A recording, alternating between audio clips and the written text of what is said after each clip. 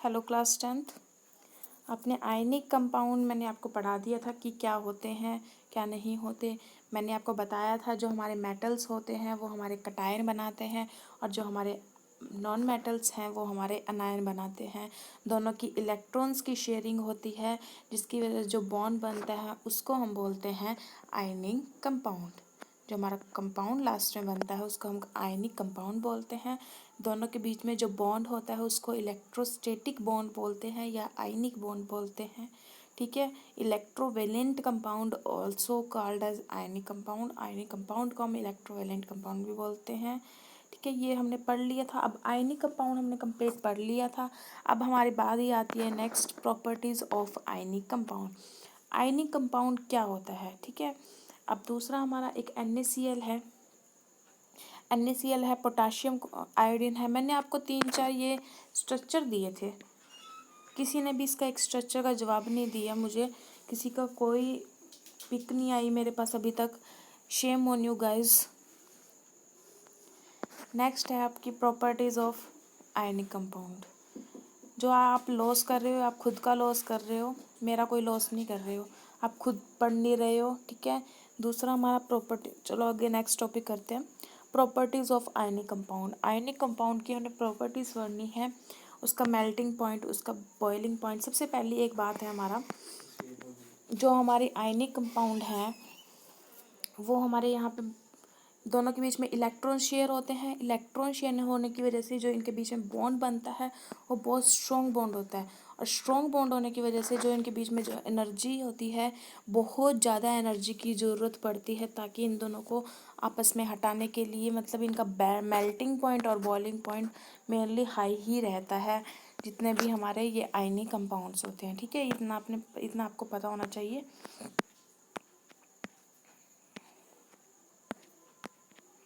Next आ रहे हैं हम, you may observed the flowing general properties of ionic compounds. हमें आयनिक कंपाउंड्स की मेनली जनरल प्रॉपर्टीज़ हमने ऑब्जर्व करी हैं। जैसे कि फिजिकल नेचर होता है हमारा, आयनिक कंपाउंड्स जो होते हैं मेनली सॉलिड्स होते हैं और इनकी बीच में जो भी मैंने बोला था जो सॉलिड होते हैं इसकी वजह से इनके बीच में जो फोर्स ऑफ अट्रैक्शन होती है बहुत ज़्यादा होती है। लेकिन अगर हम बात करें एक पॉजिटिव और एक नेगेटिव आयन की, जब एक पॉजिटिव और नेगेटिव आयन की को हम आपस में कनेक्ट करते हैं, एक मेटल जो हमारा पॉजिटिव आयन बनाता है और नॉन मेटल हमारा नेगेटिव आयन बनाता है, सॉरी उल्टा बोल दिया मैंने, मेटल जो है हमारा नेगेटिव आयन बनाता है और जो हमारे नॉन मेटल्स होते हैं पॉजिटिव आयन बनाते हैं। जो इनके बीच में फोर्स ऑफ अट्रैक्शन लग रही है वो बहुत स्ट्रॉन्ग होती है। ठीक है, और ये जो है मेनली सॉलिड्स होते हैं। अगर इनके नेचर की बात करें ब्राइटल होते हैं।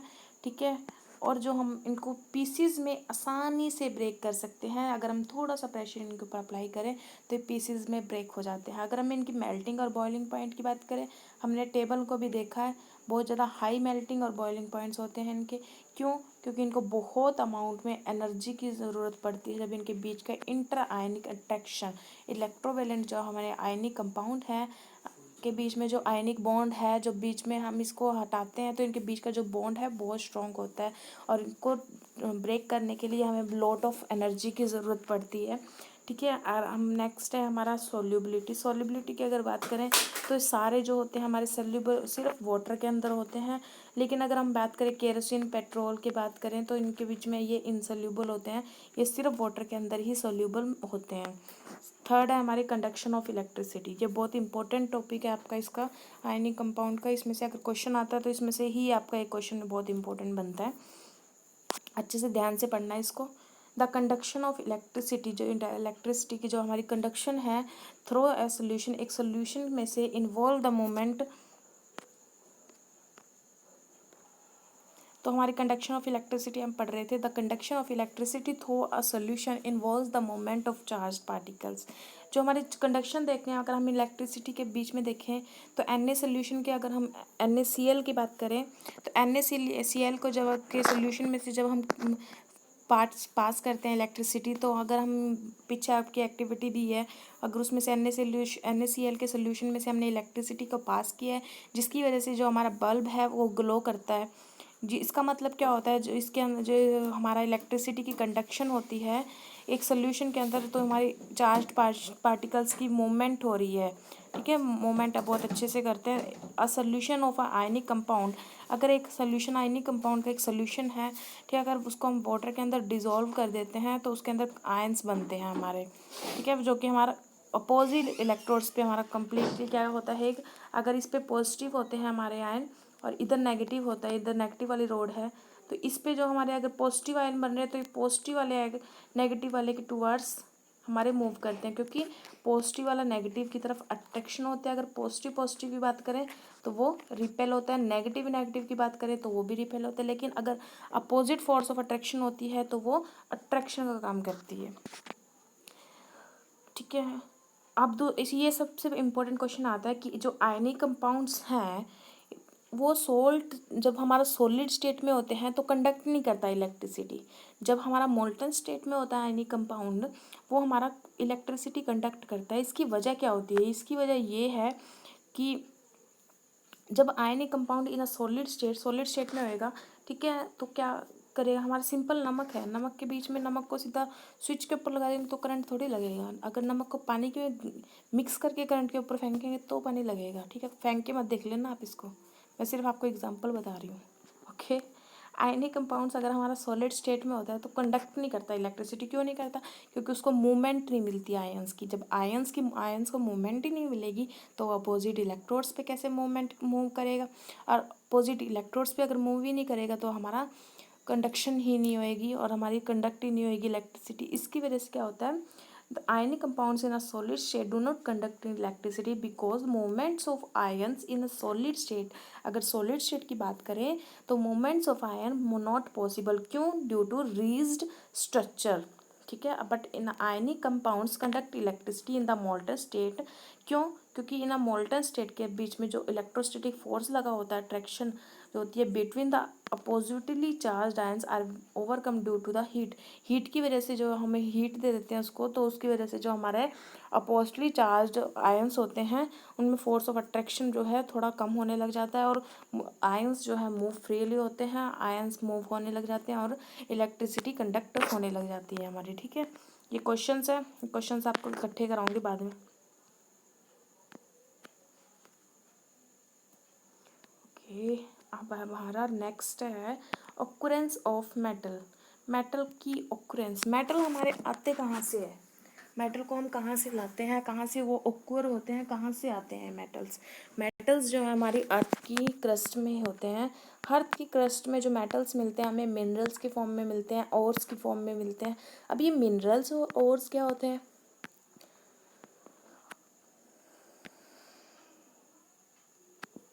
The earth's crust is a major source of metal. Metal का जो सबसे बड़ा सोर्स है वो हमारा अर्थ क्रस्ट है। सी वाटर, जो अगर हम सी वाटर की बात करें, समुद्र के वाटर की बात करें, उसके अंदर क्या क्या होता है? कुछ सोल्यूबल साल्ट होते हैं, जैसे सोडियम क्लोराइड। सबको पता है नमक कहाँ से मिलता है, समुद्र से मिलता है। कैसे मिलता है? उसके पानी में बहुत ज़्यादा खारा पानी होता है, उसके अंदर नमक घुला होता है, इस वजह से, ठीक है। मैग्नीशियम क्लोराइड भी वहीं से मिलता है हमें। The elements and the compounds which occur naturally in the earth crust. सबसे इम्पोर्टेंट पॉइंट है, अच्छे से देखो, एक ऐसा एलिमेंट और ऐसा कंपाउंड जो कि हमें अर्थ क्रस्ट के अंदर नेचुरली मिले, उसके नेचुरल फॉर्म के अंदर, उसको क्या बोलते हैं हम? मिनरल। डिफाइन मिनरल क्वेश्चन है ये आपका, ठीक है। ये आपका क्वेश्चन आगे एक्सरसाइज में मिलेगा आपको, या टेक्सचुअल क्वेश्चन में कहीं ना कहीं मिल जाएगा आपको देखने के लिए। क्या क्वेश्चन है? The elements of the compound, the elements या फिर compound which occur naturally in the earth crust, जो अर्थ क्रस्ट में नेचुरली मिले, अपनी ओरिजिनल फॉर्म में अंदर मिले, उसको क्या बोलते हैं? मिनरल, ठीक है। अब दूसरा हमारा टर्म मैंने अभी भी बोली थी, ओर्स। तो ओर्स क्या होता है?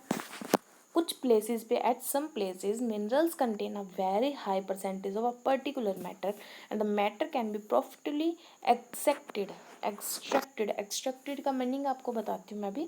From it this minerals are called ores. अब ओर्स का क्या होता है? ओर्स वो होते हैं, जैसे एक हमें ये मिला है अर्थ में से, ठीक है। इसके अंदर हमें पता है सबसे ज़्यादा जो है वो Fe है, सबसे ज़्यादा जो है वो Fe है। तो Fe हमें एक आयरन, एक मतलब एक मेटल जो है हमें मिनरल्स, एक मिनरल के अंदर, ये पूरा मिनरल है, इसके अंदर contain a very high percentage of a particular matter. इस मैटर, एक पर्टिकुलर मैटर की सबसे बड़ी परसेंटेज जो है इसके अंदर, मिनरल के अंदर, and the metal can be profitably accepted, और यही मेटल हमारे लिए अच्छी साबित होती है। एक्सेप्टेड मतलब, एक्सट्रैक्टेड मतलब जो हम धरती में से बाहर निकालते हैं कहीं फिजिकल प्रोसेस से या केमिकल प्रोसेस से, उनको उस प्रोसेस को बोलते हैं एक्सट्रैक्टेड, ठीक है, फ्रॉम इट, और उसमें से वो चीज़ मेटल हमारी बाहर निकालनी profitably, these minerals are called, और उस मिनरल को हम क्या कहते हैं, ओर्स। अब आपको समझ आ गई दोनों टर्म्स, एक ओर्स और दूसरी हमारी मिनरल, ठीक है, बहुत इंपॉर्टेंट टर्म है। नेक्स्ट आता है हमारा एक्सट्रैक्शन ऑफ मेटल। मेटल की एक्सट्रैक्शन, दोबारा वही वर्ड आया एक्सट्रैक्शन। मैंने आपको अभी बताया एक्सट्रैक्शन होता क्या है। किसी भी मेटल को, किसी भी मिनरल को, किसी भी ओर को अर्थ क्रस्ट से नेचुरली निकालना, वहाँ से एक्सट्रैक्ट करना बाय केमिकल और फिजिकल प्रोसेस, ठीक है।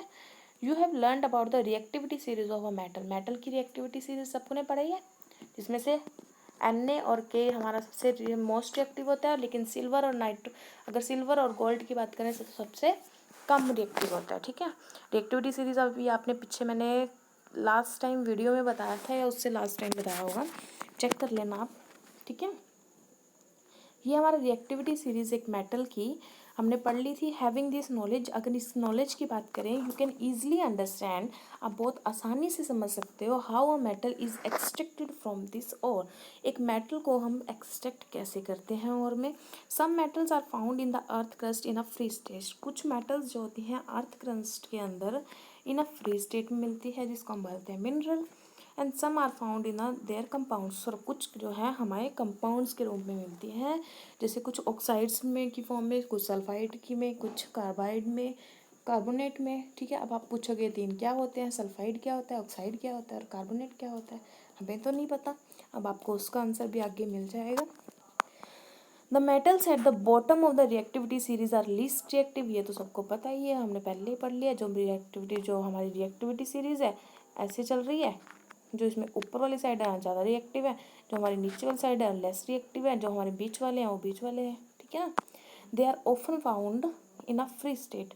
जो हमारे लीस्ट रिएक्टिव, इसका मतलब क्या है, जो मेटल्स हमें लीस्ट रिएक्टिव हैं और सीरीज में नीचे मिलते हैं, वो हमें कहाँ मिलते हैं, फ्री स्टेट में फाउंड हो जाते हैं, फ्री स्टेट में हमें मिल जाते हैं। ये रही आपकी रिएक्टिविटी सीरीज। इसकी बात करें, ये ऐसे जारी है, मैंने पहले ही बोला था, पहले हमारा सोडियम पोटाशियम, दूसरा हमारा sodium, calcium, magnesium, aluminium, zinc, iron, lead, copper, silver, gold और सिल्वर, ठीक है, ये हमें मिल रहा है, ठीक है। अब रिएक्टिविटी सीरीज क्या कहती है, रिएक्टिविटी सीरीज ये कहती है जो हमारे नीचे वाले लेस रिएक्टिव मेटल हैं, जिसमें हमारा गोल्ड और सिल्वर आ जाता है, ठीक है। इसमें प्लेटिनम और कॉपर की बात की है। Gold, silver and platinum, copper are found in a free state. जो हमारे लेस रिएक्टिव मेटल होते हैं वो हमें फ्री स्टेट में मिलते हैं, ठीक है। लेकिन जो कॉपर और ये है हमारा, कॉपर और सिल्वर है हमारा, हीरा, कॉपर और silver are also found in a combined state as they sulphide और ऑक्साइड और। मैंने पहले ही बोला था, अब आप पूछोगे सल्फाइड और ऑक्साइड और क्या होता है, आप पढ़ाई जा रहे हो, अब बता तो रहे नहीं हमें सल्फाइड और ऑक्साइड फॉर्म क्या होता है। वो और सल्फाइड और वो होते हैं जिनके साथ हमारा सल्फर मिला हो, ठीक है, जिस और के साथ, जिस और की में हमारा सल्फर मिला हो, जिस जैसे हमारा अगर कॉपर का सल्फाइड और मिला हमें, तो उसमें कॉपर के साथ साथ हमारा सल्फर की भी क्वांटिटी मिलेगी हमें, उसे बोलते हैं हम कॉपर का सल्फाइड और, ठीक है। अगर ऑक्साइड आया तो हमारा ऑक्सीजन और, ठीक है। ऐसे ही कार्बोनेट आया तो हमारा कार्बन का और, ठीक है ना। The metals at the top of the reactivity series, अगर बात करें हम मेटल्स जो हमारे top of the reactivity series हैं, आर सो रिएक्टिव, वो बहुत ज़्यादा रिएक्टिव होते हैं, that they never found in nature as free element. ये जो एलिमेंट्स हैं नेचर के अंदर एज अ फ्री एलिमेंट हमारे नहीं मिलते। And the metals in the middle of the reactivities are series are moderately reactive जो हमारे बीच वाले होते हैं, जो रिएक्टिविटी सीरीज में हमारे मिडल की एक सीरीज है वो क्या है, हमारे मॉडरेटली रिएक्टिव है। They are found in the earth crust mainly as oxide, sulphide और कार्बोनेट्स। मैंने अभी तीनों का बता दिया आपको, तीनों का मतलब आपको पता चल गया होगा। ऑक्साइड, सल्फाइड्स और कार्बोनेट्स, ये तीनों इस फॉर्म में मिलती है। अगर बाई चांस कोई अक्षर भी छूट जाता है बीच में जिसका आपको मीनिंग नहीं पता, उस अक्षर के पास आप ऐसे राउंड करके मेरे को व्हाट्सएप पे सेंड कर सकते हो। आप एक भी अक्षर इसके बीच में से, आप एनसीईआरटी का अगर आप एक भी अक्षर नहीं छोड़ोगे तो आपको किसी क्वेश्चन में कोई प्रॉब्लम नहीं आएगी, कभी भी नहीं आएगी। जैसे पढ़ा रही हूँ, अगर ऐसे ही आप डेली पढ़ रहे हैं तो आपको कोई प्रॉब्लम नहीं आनी चाहिए, कुछ भी, क्लास में भी और अब भी बाद में भी। और जो मैं पढ़ा रही हूँ ये मैं क्लास में दोबारा रिपीट नहीं करूँगी, ये भूलने की गलती मत करना। आप बहुत अच्छा टाइम पीरियड आपके लिए पढ़ने का, तो आप इसका फ़ायदा उठा लीजिए ज़रा, क्योंकि क्लास में मैं दोबारा रिपीट नहीं करूँगी। क्लास में तुम्हें नया बर्डन भी होगा और ये वाले लास्ट में आपको ये यूट्यूब से ही देख के ही आने पड़ेंगे घर पे, ये मैं आपको दोबारा रिपीट नहीं कराऊंगी। इसलिए बहुत अच्छे से पढ़ लो और ज़रा मेरे को डाउट सेंड कर दिया करो, जो डाउट होता है। अगर किसी का डाउट किसी भी बच्चे का नहीं आते पूरे क्लास 10th में से, अगर किसी का आता है तो कोई मतलब नहीं होता उस डाउट का, कोई अच्छे वाला डाउट पूछो ज़रा, ठीक है ना। जो वीडियो भेजो, वीडियो से रिलेटेड तुम्हारा एक भी डाउट मेरे पास नहीं आता कि मैडम ये समझ नहीं आया कि ये समझ नहीं आया, तुम्हें सब समझ आ जाता है। बहुत इंटेलिजेंट बच्चे हो तुम, मतलब। नेक्स्ट है हमारा,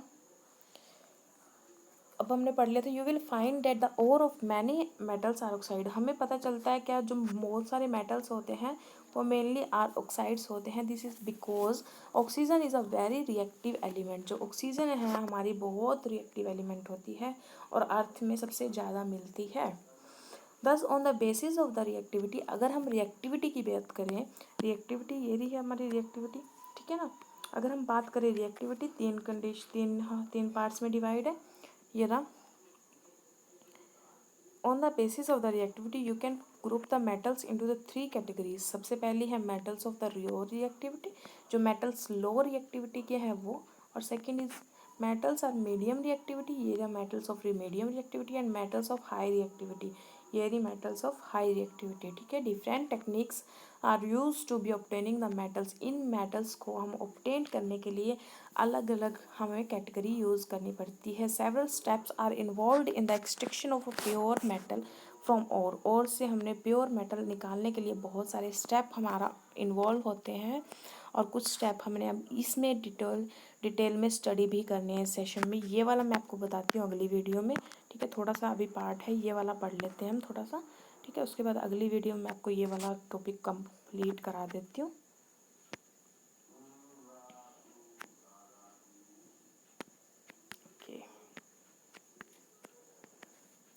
एनरिचमेंट ऑफ ओर्स, ओर्स की एनरिचमेंट, हमें ओर्स कहाँ से मिलते हैं। सबसे पहला एक और यहाँ पे पॉइंट आया, जैसे ओर और मिनरल्स आया था आपका, दो इम्पोर्टेंट टर्म थी दोनों, ठीक है। आपकी थर्ड इम्पोर्टेंट टर्म है हमारी ओर्स माइंडेड, ये वाली गैंग।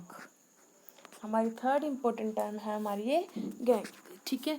जो ओर्स हम निकाल लेते हैं या मिनरल्स जो हम निकाल लेते हैं अर्थ क्रस्ट में से, ठीक है,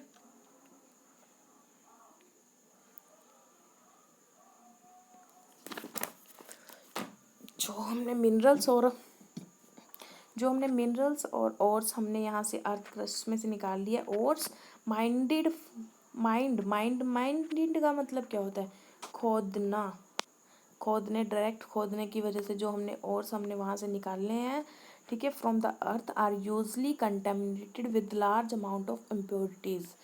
कंटेमिनेट जो हमारे ओर्स हमने from the and the ores minded from the earth, जो हमने अर्थ में से डायरेक्टली ओर्स निकाले आर यूजली कंटेमिनेटेड। उसका फर्स्ट ही प्रोसीजर क्या होता है हमारा,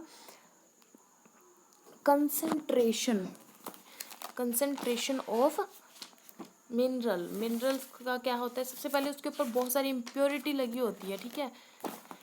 इम्प्योरिटी जैसे कि हमारा सोयल है, सैंड है, ये वाली सारी इम्प्योरिटी उसके ऊपर लगी होती है, ठीक है। उस इम्प्योरिटी के लिए हमने स्पेशल एक टर्म यूज़ करते हैं इसमें, जिसको बोलते हैं गैंग, ठीक है। इस टर्म को हम बोलते हैं गैंग।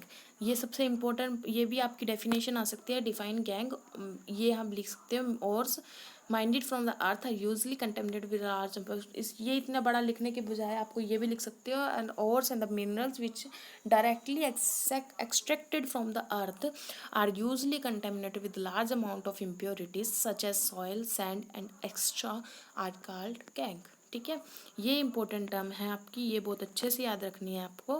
ठीक है, the impurities must be remove from the ore prior to the extraction.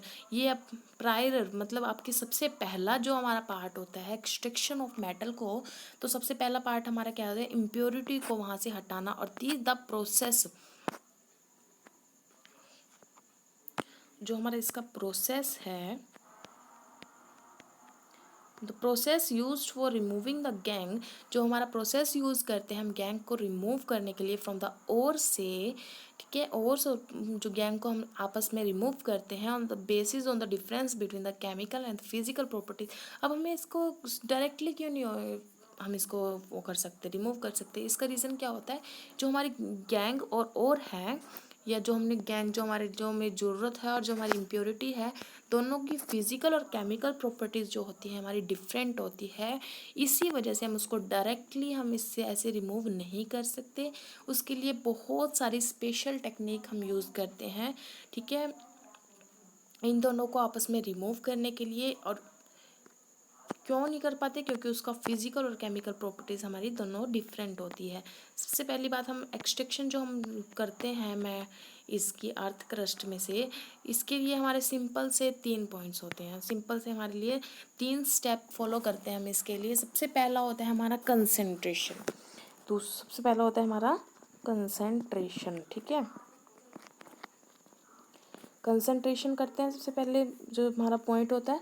ठीक है, कंसंट्रेशन का मतलब क्या होता है, वही हमारा जो हम ये हमारा गैंग है, गैंग को हम और से रिमूव करते हैं। ठीक है, जो गैंग और होते हैं उसमें से हम और को रिमूव करते हैं, और को रिमूव करने के बाद सेकंड स्टेप हमारा आता है आइसोलेशन। आइसोलेशन हमारा जो होता है वो सेकंड स्टेप होता है। आइसोलेशन में क्या होता है, हमारा जो हम डिफरेंट से हमारी जैसे ऑक्साइड्स और होते हैं, सल्फाइड्स और होते हैं, कार्बोनेट और होते हैं, इन जो इसमें से हमने इनका जो मेन हमने मेटल निकालनी है, हमारी जो मेटल है उसको हम इसमें से एक्सट्रैक्ट करते हैं। और उसके बाद हमारा थर्ड स्टेप आता है प्योरिफिकेशन का। प्योरिफिकेशन में क्या करते हैं हम, प्योरिफिकेशन में हम मेटल को प्योर करके उसके ओरिजिनल फॉर्म में जो हमने उसको यूज़ करना है उस फॉर्म में हम उसको निकाल के हम उसको यूज़ करते हैं। ठीक है, मेनली जो होते हैं हमारे ये 3 स्टेप होते हैं, 3 टाइप होते हैं। ठीक है, अब हमारा इसमें से आइसोलेशन के बीच में जो हमारा बहुत सारे स्टेप आते हैं, आइसोलेशन होते हैं जो हमारे इसमें बहुत सारे स्टेप आते हैं, जो कि हम नेक्स्ट वीडियो में पढ़ेंगे। जो आपकी टेबल है बहुत बड़ी, ये रही, इसको हम स्टडी करेंगे नेक्स्ट वीडियो में हमारी। ठीक है, इतना आपको होप, आई होप आपको अच्छे से समझ भी आया होगा। पिछले 3 स्ट्रक्चर अभी तक नहीं मेरे पास आए किसी के, LICL के, CaCO Cl2 के और CaO के। ये 3 जो मैंने स्ट्रक्चर के आपको होमवर्क दिया था, किसी एक का भी ये आंसर नहीं आया अभी तक। ठीक है, और आज के लिए जो मैंने आपको 3 टर्म्स दी हैं, सबसे पहली टर्म आपकी मिनरल की है, मिनरल। सेकंड आपकी टर्म है ऑर्स की, और थर्ड आपकी टर्म है गैंग की। ये 3 टर्म्स भी आई होप सबकी आ जाए। ठीक है, ये 3 टर्म्स आप अच्छे से लिखोगे। एग्जाम्पल आप जितना मैं ये वाला होमवर्क देती हूँ ना, वीडियो में देती हूँ, ये आपको फेयर नोटबुक में करने की ज़रूरत नहीं है। इसको आप रफ नोटबुक में करके मेरे को सिंपल सेंड कर सकते हो। और फेयर नोटबुक में आपने सिर्फ टेक्सचुअल के क्वेश्चन और NCERT के सिर्फ एक्सरसाइज, NCERT के मतलब ये वाले क्वेश्चन है ना जो आपके बीच बीच में आते हैं। ठीक है, ये वाले ये देखो, इसमें भी ये तीनों डेफिनेशन। ठीक है ना, ये वाले तीनों जो क्वेश्चन आते हैं आपके, ये वाले करने हैं आपने फेयर नोटबुक में। देखो इस चैप्टर में ये बीच में जितने ये जितने भी आते हैं ना वो वाले करने हैं। और साथ में एक आपको करना है ये वाली जो एक्सरसाइज होती है आपकी, ये वाली। ठीक है, ये वाली एक्सरसाइज सिर्फ फेयर नोटबुक में, हर लेसन की सिर्फ फेयर नोटबुक में या तो ये वाली एक्सरसाइज होगी और या फिर टेक्सचुअल क्वेश्चन होंगे। इसके अलावा आपको कोई क्वेश्चन नहीं होएगा। ठीक है, आई होप आज के लिए आपको इतना ही। नेक्स्ट वीडियो में हम आपके एक्सट्रैक्शन ऑफ मेटल्स आपकी कंप्लीट टेबल को स्टडी करेंगे। और जो ये क्वेश्चंस है ना, ये मैं लास्ट में एक बार बहुत अच्छे से करा दूंगी सारे। रिवाइज़ अच्छे से समझा भी दूँगी, ठीक है। और आपको ये आपके पास गाइड हो तो ठीक है, नहीं तो मैं आपको ग्रुप में भेज भी दूँगी ये वाले क्वेश्चंस के सभी आंसर्स, ठीक है। ओके, आई होप आपको अच्छे समझ आया होगा। अगर किसी को कोई डाउट है तो आप मेरे को मैसेज कर सकते हैं, और चैनल को सब्सक्राइब और वीडियो को लाइक और कमेंट ज़रूर कर लें।